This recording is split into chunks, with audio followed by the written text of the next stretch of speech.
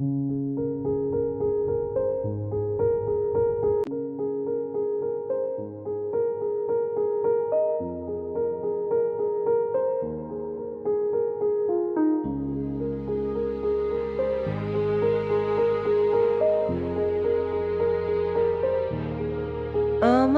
এ ক্লান্ত বিকেল, বুকে হাওয়া লাগিয়ে হাঁটা কতটা পথ হেঁটেছি গন্তব্যহীন